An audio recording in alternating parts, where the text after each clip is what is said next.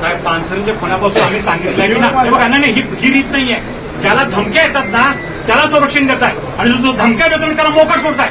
आम्हाला नवं संरक्षण आम्ही समोर आहे आणि तू स्वतः समोर संरक्षण करायला स्वतःचं. ज्यानं धमकी देईल त्याला अटक करा ना तुम्ही. आम्हाला आता सांगा कॉग्निझेबल ऑफेन्स करा म्हणून आम्ही थांबतो. कॉग्निझेबल ऑफेन्स व्हायला पाहिजे.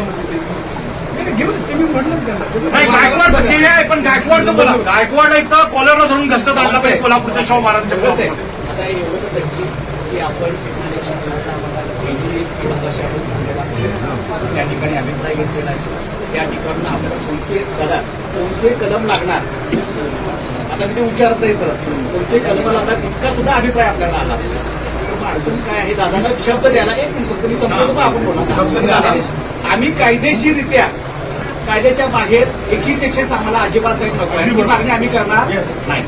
पण जे आता तुम्हाला अभिप्राय आलेला आहे जे सेक्शन्स आलेले आहेत ते सगळे सेक्शन जे आहेत कॉग्निझेबल आहेत नॉन बेलेबल आहेत तर ते सेक्शन्स अटॅच करून आम्हाला एफआयआर तुम्ही दस्त करतोय असं आम्हाला दादांच्या समोर शब्द द्या.